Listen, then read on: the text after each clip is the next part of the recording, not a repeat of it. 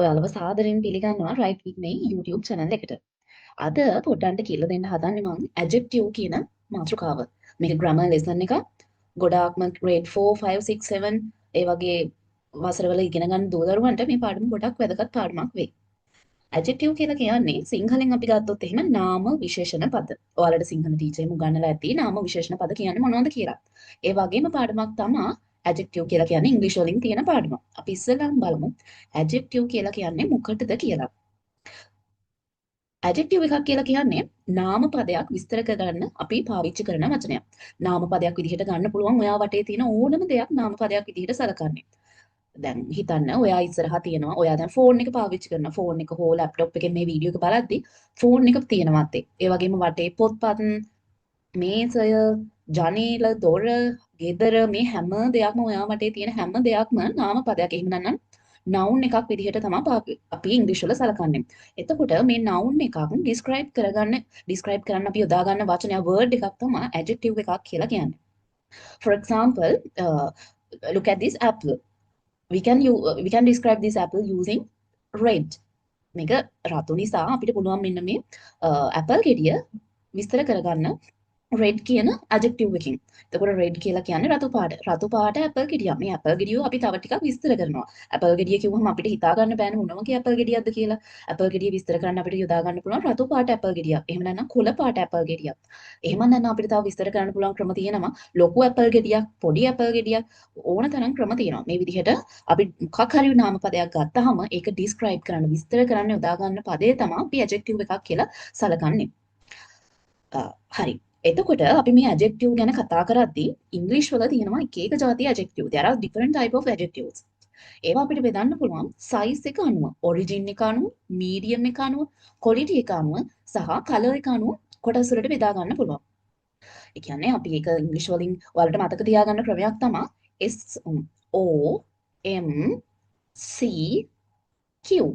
SOMCQ. මෙන්න මේක මතක තියාගත්තොත් adjective මෙන්න මේ type වලින් තමයි තියෙන්නේ SOMCQ. MCQ කියන වචනේ ඔයාලා කොහොමද අහලා තියෙන papers වල එහෙම MCQ කියන ඒවා SOMCQ. ඒක කටපාඩම් කරගත්තොත් ඔයාලට මතක් වෙනවා මේක වැටෙන්නේ මෙන්න මේ type එකට තමයි කියලා තේරෙනවා. ඔයාලා ප්‍රශ්නයක් කරද්දී SOMCQ කියන මේ පදේ concept එක පාඩම් කරගන්න. S කියන එකෙන් සලකන්නේ අපි size එකක්. එහෙම නැත්නම් ප්‍රමාණයක්. දැන් අපිට adjective විදිහට යොදා ගන්න පුළුවන් මොනවා හරි දෙයක ප්‍රමාණය විස්තර කරන්න පුළුවන්. For example, big, small, tall, fat. Big කියන්නේ ඔයාලා හැමෝම දන්න වචනයක් මේක. Big කියන්නේ විශාල. Small, පොඩි, tall, උස, fat, මහත. මේ වගේ size එක විස්තර කරන්න අපිට adjective යොදා ගන්න පුළුවන්. තවත් ක්‍රමයක් තමයි origin. මෙතන ඕ අකුරෙන් අපි කියන්නේ origin. origin එක කියලා කියන්නේ අපි සිංහලෙන් කියනවා නම් සම්භවය. එහෙම නැත්නම් මොනවා හරි දෙයක් උපත ලැබලා තියෙන්නේ. දැන් හිතන්න ඔයාලා දැන් ෆෝන් එකක් පාවිච්චි කරනවා, ලැප්ටොප් එකක් පාවිච්චි කරනවා. එතකොට මේ ෆෝන් එකේ origin එක ඒක හදලා තියෙන්නේ කොහෙද? ඒක සාමාන්‍යයෙන් චයිනීස් වෙන්න පුළුවන්. එහෙම නැත්නම් සාරීස් වගේ ගත්තොත් එහෙම ඉන්දියන් සාරි තියේ. ශ්‍රී ලංකන් සාරි තියේ.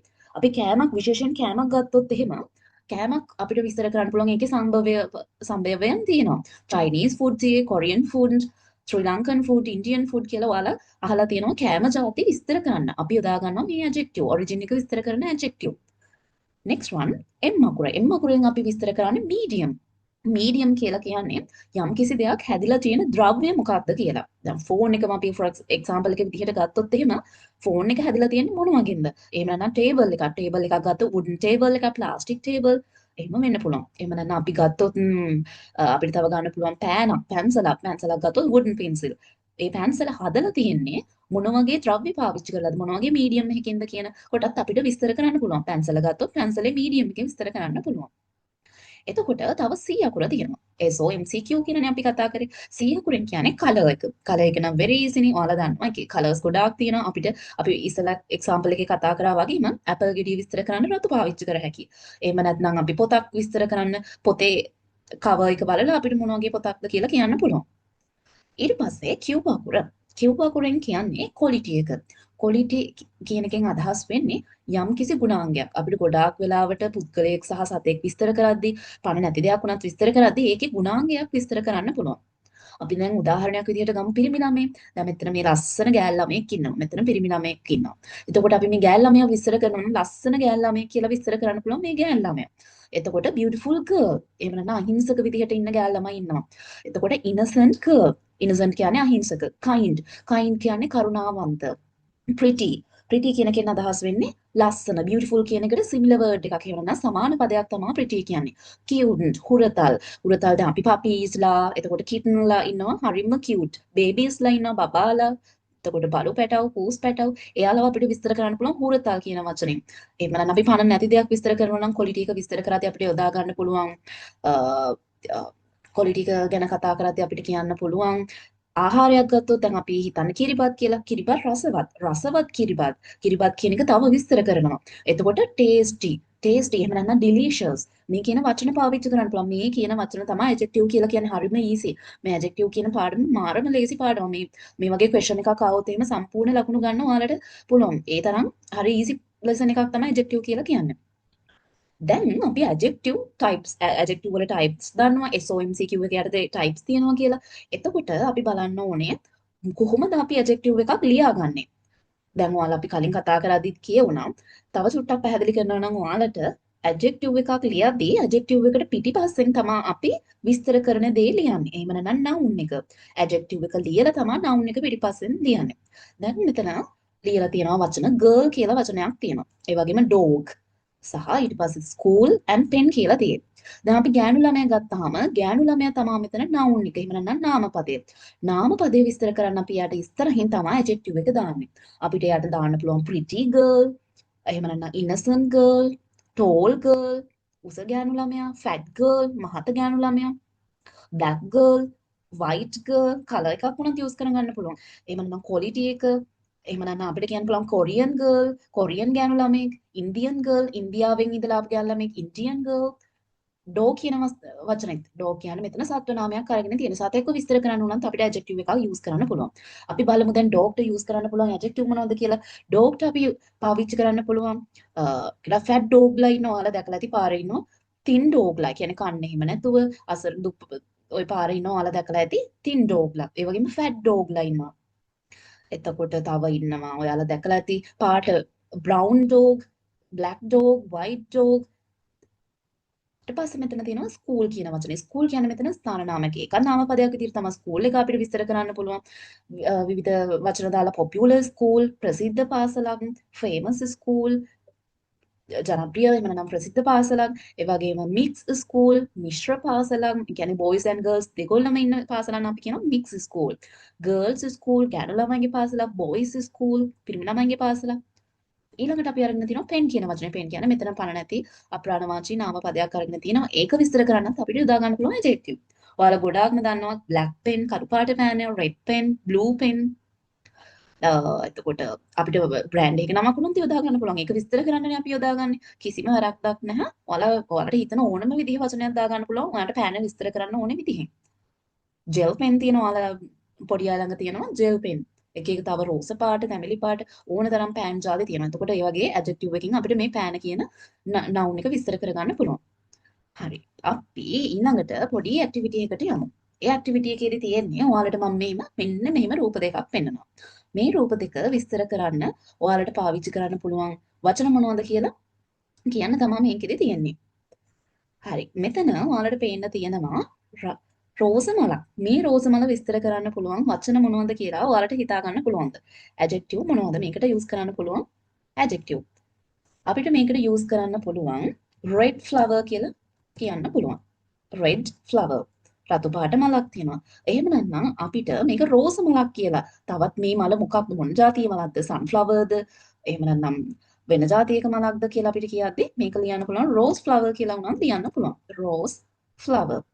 අපිට තව මොනවද කියන්න පුළුවන් මේකට flower එක විස්තර කරගන්න තව beautiful flower ලස්සන මලක් beautiful flower මේ ලස්සන මලක් තියෙනවා අපිට එහෙම විස්තර කරන්නත් පුළුවන් අපි මේ house එක ගමු house එක ගත්තොත් එහෙම house එක විස්තර කරන්න මොනවද පාවිච්චි කරන්න පුළුවන් මේ house කියන noun එක house එක දැන් මෙතන තියෙන එක අපිට ගන්න පුළුවන් ඒක ලස්සන ගෙදරක් කියන්න පුළුවන් එහෙම නැත්නම් big house ලොකු ගෙදරක් කියලා අපිට විස්තර කරන්න පුළුවන් එහෙම නැත්නම් දැන් හිතන්න මේක ගහක් උඩ හදලා තිබ්බනම් අපිට කියන්න පුළුවන් tree house ගහක් උඩ හදලා තියෙන පැලක් වගේ හදලා තියෙන ගස් තියෙනවා. ඔයාලා සෙල්ලම් ගෙවල් එහෙම හදනවා. එහෙම නැත්නම් ඔයාලා දැකලා ඇති පාඩම් වලට ඉගෙනගෙන ඇති පැල් හදනවා ගොවියෝ. එතකොට ඒක ට්‍රී හවුස් ගහක් උඩ හදන හවුස් එකක්. එහෙම නැත්නම් අපිට පෝසත් ගයක් වගේ පෙන්වනවා රිච් හවුස්. අපිට එහෙම විස්තර කරන්න පුළුවන්. මේ ඕනම જાතියක වචන දාලා අපිට ලියන්න පුළුවන් මේ හවුස් එක එහෙම නැත්නම් ෆ්ලවර් එක විස්තර කරන්න ඇඩ්ජෙක්ටිව් පාවිච්චි කරන්න පුළුවන්. හරි. අපි ඊට පස්සේ බලමු ඊට පස්සේ තව මොනවද තියෙන්නේ කියලා රූපවලට. ඊළඟ එකේ තියෙනවා ලස්සන හා පැටියෙකුයි ලස්සන නරි පැටියෙකුයි ඉන්නවා. නරියෙක් කියලා ගන්න උනත් පුළුවන්. අපි මේ හාව විස්තර කරන්න පාවිච්චි කරන්න පුළුවන් වචන මොනවද? අපි මෙයාට කියන්න පුළුවන් පාටින් කලර් එකකින් ඇඩ්ජෙක්ටිව් එකක් අපි ලියාගත්තොත් එහෙම white rabbit. rabbit එහෙම නැත්නම් මෙයා හා පැටියෙක් වගේ පේනවා නම් ඔයාලා ලියන්න පුළුවන් bunny කියලා. bunny කියන්නේ හා පැටියට. එහෙම නැත්නම් මෙයා අහිංසකයි වගේ නම් innocent. innocent bunny. අහිංසක හා පැටියෙක්. එහෙම නැත්නම් ඔයාලට කියන්න පුළුවන් cute. හරිම හුරතල් bunny කෙනෙක්. හරිම හුරතල් මේ හා පැටියෙක් කියලා විස්තර කරන්න පුළුවන්. එහෙම නැත්නම් චූටි. චූටි කියන්නේ අපි පාවිච්චි කරන්නේ small. small bunny. පොඩි හා පැටියෙක්. අපි දැන් මෙයාව ගමු. අපිට මේ නරි පැටියව විස්තර කරන්න එහෙම නැත්නම් නරියව විස්තර කරන්න පාවිච්චි කරන්න පුළුවන්.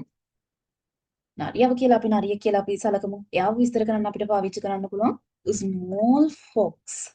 පොඩි නරියෙක්. එහෙම නැත්නම් brown fox. brown fox. ඔයාලා දන්නවනේ fox කිව්වහම නරියා කිව්වහම කපටි කියලා. එතකොට අපි කපටි කියන එක විස්තර කරන්න අපි පාවිච්චි කරනවා cunning. cunning කියන්නේ කපටි කියන එක cunning fox. කපටි නරියා. එමත් අපිට පාවිච්චි කරන්න පුළුවන්. හරි. ඊට පස්සේ ස්ලයිඩ් එකේ අපි ඉගෙන ගන්නේ මේ වගේ ඇඩ්ජෙක්ටිව් එකක් සහ noun එකක් සෙන්ටෙන්ස් එකකට කොහොමද අපි යොදාගන්නේ කියලා. ඔයාලා වාක්‍යයක් ලියද්දී අපි හිතන්න ඔයාලා එසේ එකක් ලියනවා කියලා එසේ එකක් ලියද්දී මේ ඇඩ්ජෙක්ටිව් ලස්සනට පාවිච්චි කරන්න පුළුවන්. ඔයාලගේ වචන සංඛ්‍යාව වැඩි කරගන්න, ඉවන්න රචනාවේ ලස්සන වැඩි කරගන්න අපිට පාවිච්චි කරන්න පුළුවන් මෙන්න මේ ඇඩ්ජෙක්ටිව් කියන දේවල්. ඔයාලා බලන්න පළවෙනි වාක්‍යයේ තියෙනවා The girl has a yellow balloon. දැන් ඔයාලට මේ පින්තූරේ පේනවා මේ ගෑල් ළමයා බැලූන් එකක් අරගෙන ඉන්නවා ඒක yellow color. මේකේ අපි මේ බැලූන් කියලා අපිට ලියන්න පුළුවන්. The girl has a balloon. ඊට වඩා ලස්සනයි වචන දිගට තියෙනවා yellow balloon. කහ පාට බැලූන් එක මේ noun එකට ඉස්සරහින් adjective එක පාවිච්චි කරලා තියෙන්නේ. ඊට පස්සේ there is a big tree. tree කියන noun එක විස්තර කරන්න අපි big කියන වචනේ යොදාගෙන තියෙනවා. අපිට මේ විතරක් නෙමෙයි adjective ඕන තරම් තියෙනවා. ඔයාලා පොඩ්ඩක් හොයලා බලන්න.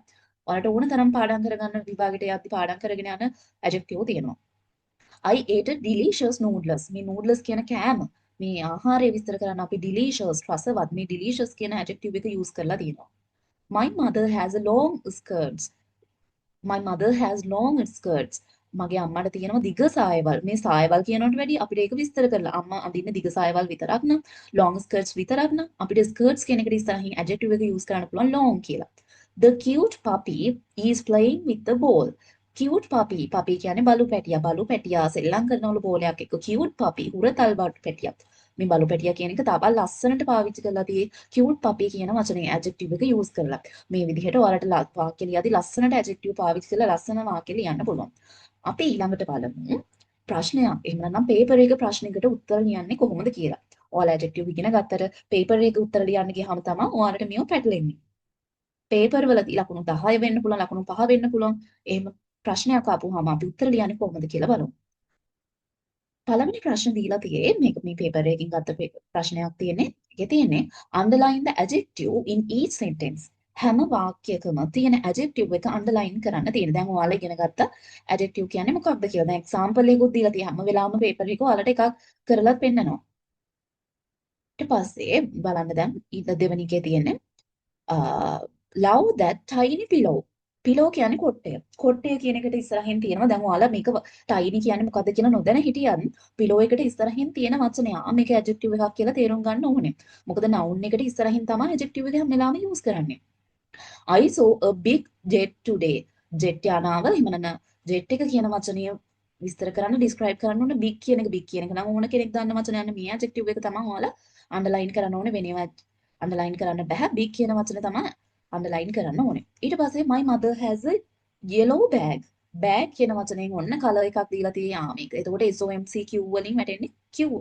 C අකුරට. එතකොට C කියන්නේ color. bag කියන එක විස්තර කරලා තියෙනවා. The little boy is crying. පුංචි පිරිමි ළමයා අඬමින් ඉන්නවා කියලා කියන්නේ. එතකොට boy එකට ඉස්සරහින් මෙන්න දෙනවා adjective එක little පුංචි. පස්වෙනි sentence එකේ තියෙන the green frog hopped in the pond.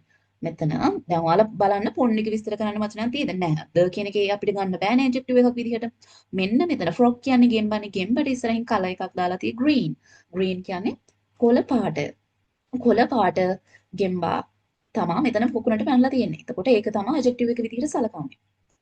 now අපි ප්‍රශ්නයකට උත්තර ලියුවා. අපි ආයෙ බලමු තව එකම එක ක්වෙස්චන් එකකට ආන්සර්ස් කොහොමද ලියන්නේ කියලා බලලා අපි මේ වීඩියෝ එක ඉවර කරමු.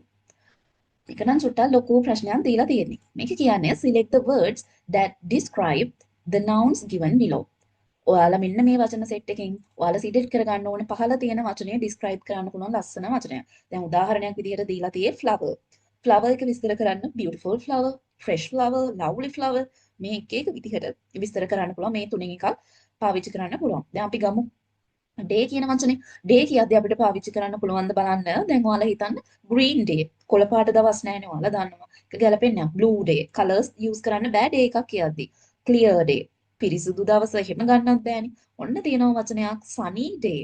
sunny day කියද්දී sunny කියන්නේ ඉර සහිත. දවස කියන එක අපිට විස්තර කරන්න පුළුවන් sunny කියන එකෙන්. එතකොට sunny day. ලස්සනට උත්තරේ හැදෙනවා sunny day කියලා. ඊට පස්සේ sky කියන වචනේ තියෙනවා. sky කියන එක විස්තර කරන්න ඔයාලට මෙතනින් බැලුවොත් beautiful කියන්නේ ලස්සන. green කියන්නේ කොළ. blue අහස ගොඩාක් වෙලාවට blue color තමයි අහස අපිට දකින්න පුළුවන් වෙන්නේ blue color එක. එතකොට අපි ලියන්න පුළුවන් blue sky. blue sky කියලා ලියන්න පුළුවන්. ඊට පස්සේ garden කියන්නේ ගෙවත්තට. ගෙවත්ත විස්තර කරන්න අපිට use කරන්න පුළුවන් වචන මොනවද බලමු. beautiful garden එක ලස්සන වචනයක්. ලස්සන ගෙවත්ත. beautiful garden කියලා ලියන්න පුළුවන් අපිට. ඊට අමතරව අපි බලමු තව වචන තියෙනවද කියලා. green that is not suitable. green කියන එක අපිට ගැලපෙන්නේ නැහැ. blue ගැලපෙන්නේ නැහැ. sunny, clear, fine කියන්නේ හොඳ, lovely කියන්නේ ආදරණීය, small කියන්නේ පොඩි. අපිට ගන්න පුළුවන් small garden එකක් ගැලපෙනවා. පොඩි ගෙවත්ත. චූටි ගෙවත්තු තියෙනවා. දැන් ඔයාලගේ ගෙවල් වල එහෙම සමහර ඔයාලගේ ගෙවල් වල small garden තියෙනවා. big garden ලොකු garden එකක් ගැලපෙනවා. අපි බලමු water. water කියද්දී වතුර කියන වචනේත් හැම එකම අපිට දාන්න බෑ. අපිට වතුර කියන එකට පාවිච්චි කරන්න පුළුවන් මෙතන blue water ගැලපෙනවා. clear water පැහැදිලි වතුරක් තියෙනවා නම් අපිට පාවිච්චි කරන්න පුළුවන්. එහෙම නැත්නම් අපිට පාවිච්චි කරන්න පුළුවන් cool water, hot water. ඒ වගේ muddy water, මඩ වතුර. muddy කියන එකේ තේරුම තමයි මඩ කියන එක. අපි මේක මෙතනින් ටයිප් කරගමු. ඒකට අපිට use කරන්න පුළුවන් adjective මොනවද කියලා. blue water. නිල් වතුර. නිල් පාට වතුර තියෙනවා ඔයාලා දැකලා ඇති. well වල, rivers වල දැකලා ඇති blue water තියෙයි. එහෙම නැත්නම් clear water. පැහැදිලි වතුර. එහෙම නැත්නම් cool water. එහෙම නැත්නම් අපි ඒකටම කියනවා cold water කියලා කියනවා. cool water, cold water, සීතල වතුර, ඊට අමතරව hot water, උණු වතුර. ඔයාලගේ අම්මලා ලෙඩ වුණාම එහෙම ඔයාලට බොන්න දෙන්නේ hot water. ඒ වගේම muddy water, මඩ වතුර. ඔයාලා පාරේ වැස්ස දවසක rainy day එකදී පාරට ගියොත් එහෙම ඔයාලට muddy water දැක ගන්න පුළුවන් කියන්නේ මඩ වතුර. ඊට පස්සේ trees කියන වචනේ අපි විස්තර කරමු. trees කියද්දී trees කියන්නේ ගස්. ගස් විස්තර කරන්න අපිට පාවිච්චි කරන්න පුළුවන්. අපි මෙතනින් ගමු small trees. පොඩි ගස්. ඔයාලා දැකලා තියෙයි පොඩි ගස් දැකලා තියෙනවා. small trees. size එක විස්තර කරන්න අපි small කියන එක පාවිච්චි කරන්න පුළුවන්. එහෙම නැත්නම් tall trees. tall trees කියන්නේ උස ගස්. ඔයාලා දැකලා ඇති උස ගස් තියෙනවා. පොල් ගස් වගේ දේවල් එහෙම උස ගස් තියෙනවා. giant trees. giant කියන්නේ ගොඩක් විශාල trees. ඔයාලා දැකලා තියෙයි bow trees. එහෙම නැත්නම් තව ඔයාලා දැකලා තියෙයි කොස් ගස් එහෙම ලොකු giant trees. giant කියන්නේ විශාල ගස් කියන අදහස තමයි giant trees වලින් කියන්නේ. ඊට පස්සේ තියෙනවා birds. birds කියලා කියන්නේ කුරුල්ලෝ. කුරුල්ලන්ට අපි මේ ගත්ත වචන වලින් ගන්න පුළුවන් lovely birds ආදරණීය කුරුල්ලෝ. ලස්සන කුරුල්ලෝ අපි ගොඩාක් වෙලාවට poem වල එහෙම දකිනවා lovely birds කියන වචනේ පාවිච්චි කරනවා. ඊට අමතරව අපිට ගන්න පුළුවන් small birds පොඩි කුරුල්ලෝ. පොඩි කුරුල්ලෝ ඔයාලා දැකලා ඇති. ඔයාලගේ gardens වලට එහෙම එනවා small birds ලා. ඊට පස්සේ තියෙනවා clouds. clouds කියන්නේ ඔයාලා හැමෝම දන්න වචන clouds කියන්නේ වලාකුළු. වලාකුළු වලට අපිට ගන්න පුළුවන් blue clouds. blue clouds කියලා කියන්නේ නිල් පාට වලාකුළු. එහෙම නැත්නම් big clouds. ඔයාලා දැකලා තියෙන ලොකු වලාකුළු, පොඩි වලාකුළු ඕන තරම් අපිට වචන පාවිච්චි කරන්න පුළුවන්. හරි. වෙලාව වැඩිපුර යන නිසා අපි මේ වීඩියෝ එක මෙතනින් නතර කරමු. ඔයාලා මේ ඉතුරු වෙලාත් වචනයක් තව තියෙයි. එතනින් ඔයාලා කමෙන්ට් එකක් දාගෙන යන්න මේ breeze කියන එකට මොකද්ද මේ මෙතනින් පාවිච්චි කරන්න පුළුවන් adjective එක මොකක්ද කියලා කමෙන්ට් එකක් දාගෙන යන්න. අපි බලමු කවුද හරියට කමෙන්ට් එක දාන්න කියලා. breeze කියන එකේ ඔයාලා දන්නේ නැත්නම් ඔයාලා තේරුම Google search කරලා අලුතින් වචන හොයාගෙන මේ වචන වලින් පාවිච්චි කරන්න පුළුවන් adjective එක මොකක්ද කියලා කමෙන්ට් එකක් දාන්න. ඔයාලට අවශ්‍ය පාඩමක් තියෙනවා, ඔයාලා දන්නේ නැති පාඩමක් තියෙනවා, අමාරු පාඩමක් ඔයාලගේ දැන් වාර විභාගය අත ළඟ එනවා. වාර විභාගයට කියලා දෙන්න ඕනේ පාඩමක් තියෙනවා. ඔයාලා කමෙන්ට් එකක් දාන්න. එහෙනම් අපි මේ වීඩියෝ එක මෙතනින් ඉවර කරමු. Have a nice day.